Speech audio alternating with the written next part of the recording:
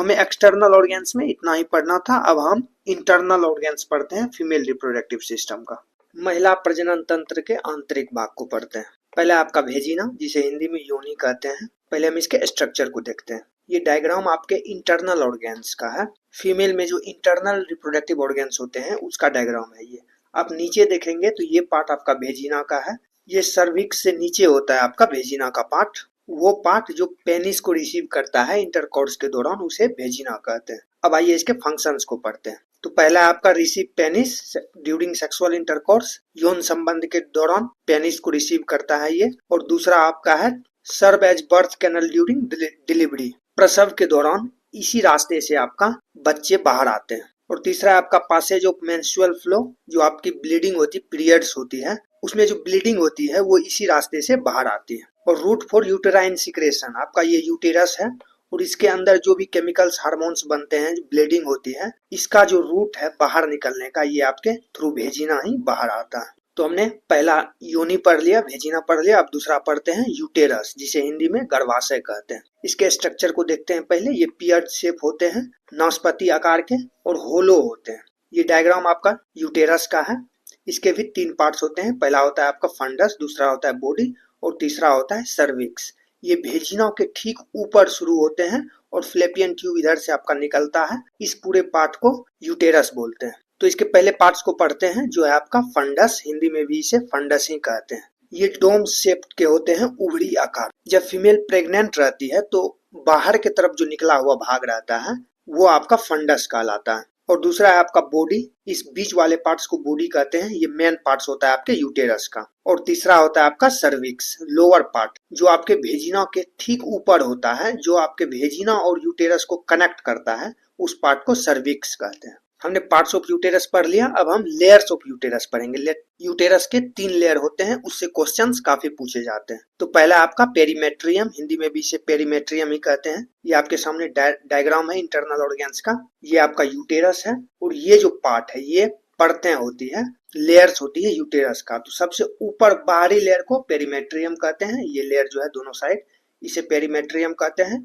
और इस बीच वाले लेयर को, ये जो फ्लेशी होते हैं काफी, उसे मायोमेट्रियम कहते हैं। ये बीच वाले पार्ट्स दोनों साइड को मायोमेट्रियम कहते हैं। और जो सबसे अंदर वाला पार्ट होता है ये, इसे इंडोमेट्रियम कहते हैं। ये सबसे इनर मोस्ट पार्ट है आपके यूटेरस का। तो इस तीनों से क्वेश्चंस पूछे जाते हैं। आपका पेरीमेट्रियम हो गया, मायोमेट्रियम हो गया और इंडोमेट्रियम हो गया।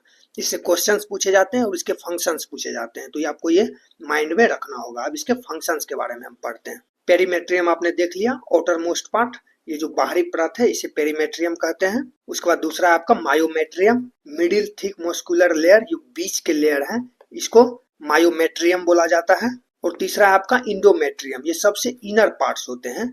ये सबसे अंदर वाले पार्ट्स को इंडोमेट्रियम कहते हैं। अब आइए इसके फंक्शंस को पढ़ते हैं। पहला फंक्शन है आपका न्यूरिश फ्यूटस। जो आपका फ्यूटस बनता है जब बच्चे यहाँ आते हैं, इसको जो पोषण देने का काम है ये आपके इसी लेयर्स का है। यूटेरस का जो लेयर्स होते हैं तीनों, ये मिलके फ्यूटस को न्यूरिश करते हैं, पोषण पहुंचाते हैं। और दूसरा है आपका expels during child birth. Child birth जब प्रसव होता है तो उस दौरान ये लेयर्स मदद करते हैं बच्चे को बाहर आने में थ्रू भेजिना। मेन फंक्शन उसमें मायोमेट्रियम का होता है, जो सबसे मोटा परत होता है, वो बच्चे को एक्सपेल करता है, धक्का देता है, ताकि वो बच्चा बाहर आ जाए आपके भेजिना के थ्रू। और तीसरा आपका साइट फॉर इम्प्लांटेशन, और इसी जगह आरोपण होता है आपके बच्चे का। जब हम फ्लैपियन ट्यूब पढ़ेंगे तो पढ़ेंगे फ्लैपियन ट्यूब में आपका फर्टिलाइजेशन होता है, और ये फिर फर्टिलाइजेशन होके आपका एम्ब्रियो यूटेरस में आता है, और फिर यहाँ इम्प्लांटेशन होता है। इम्प्लांटेशन क्या प्रोसेस होता है वो हम अगले टॉपिक में पढ़ेंगे, प्रेगनेंसी में अच्छे से पढ़ेंगे। तो हमने फंक्शंस देख लिया। अब देखते हैं फ्लैपियन ट्यूब को, जिसे ओविडक्ट्स भी कहते हैं और हिंदी में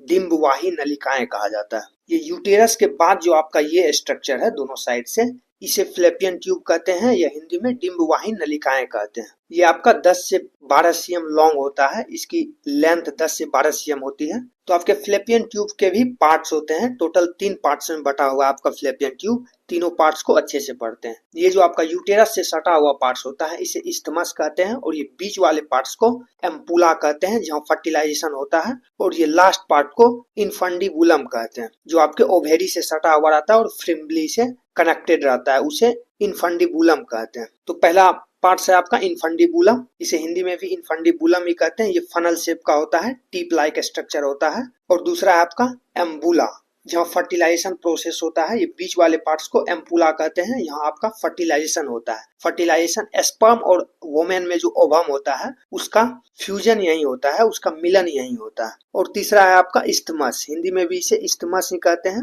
ये नेरो पोर्शन नियर यूटेरस, ये जो आपका यूटेरस है वहां जो एक छोटा सा पतला सा पोर्शन होता है उसे इस्थमस कहते हैं। अब आइए फ्लैपियन ट्यूब के फंक्शंस के बारे में पढ़ते हैं, इसके फंक्शंस क्या है। तो transport egg from ovary to uterus, ये आपका ओवेरी हो गया, यहाँ से एग रिलीज होता है और इसी ट्यूब के थ्रू आपका एग आपके यूटेरस तक पहुंचता है, जहां यूटेरस का इम्प्लांटेशन होता है, जाइगोट का इम्प्लांटेशन होता है। दूसरा है आपका साइट फॉर फर्टिलाइजेशन, यहाँ आपका हमने बताया था एम्पुला में आपका फर्टिलाइजेशन होता है, स्पर्म और एग यहाँ मिलते हैं। और यहाँ प्रोवाइड न्यूरिश टू जाइगोट, जब आपका स्पर्म और एग यहाँ एम्बुला में मिलते हैं तो उस स्ट्रक्चर को जाइगोट बोलते हैं। जाइगोटर को भी अच्छे से पढ़ेंगे जब हम प्रेगनेंसी टॉपिक पढ़ेंगे। तो यहाँ जाइगोट का फॉर्मेशन होता है आपको, और जाइगोट को न्यूरिश पोषण प्रदान करता है आपका यही फ्लैपियन ट्यूब, जब तक कि जाइगोट यूटेरस में ना आ जाए। फ्लैपियन ट्यूब में रहता है तो फ्लैपियन ट्यूब इसको पोषण प्रोवाइड करता है, और जब ये यूटेरस में आ जाता है तो फिर यूटेरस आपका पोषण प्रोवाइड करता है, न्यूरिश करता है आपके फीटस का। तो हमने फ्लैपियन ट्यूब खत्म कर लिया। अब हम चौथा पढ़ते हैं ओवेरी, जिसे अंडाशय बोलते हैं। पहले हम इसके स्ट्रक्चर के बारे में पढ़ते हैं, इसकी संरचना कैसी होती है। तो ये एलमंड के शेप के होते हैं, बादाम जो होता है आपका उसके आकार के होते हैं, और 3 cm लंबा ग्लैंड होता है। ये आपका ओवेरी है, दोनों साइड पाए जाते हैं ओवेरी। ये 3 cm इसकी लेंथ होती है। अब आइए इसके फंक्शंस के बारे में पढ़ते हैं। ओवेरी का फंक्शंस क्या है। पहला है आपका गेमिटोजेनेसिस, जिसे हिंदी में युग्मक जनन बोला जाता है। ये एक टर्म है, इसके डिफिनेशन से क्वेश्चन पूछे जाते हैं। गेमिटोजेनेसिस, फॉर्मेशन ऑफ गेमेट को गेमिटोजेनेसिस बोलते हैं। मेल में फॉर्मेशन ऑफ स्पर्म को गेमिटोजेनेसिस बोलेंगे, और फीमेल में फॉर्मेशन ऑफ एग को गेमिटोजेनेसिस बोलेंगे। तो हम फीमेल पढ़ रहे हैं तो प्रोडक्शन ऑफ एग,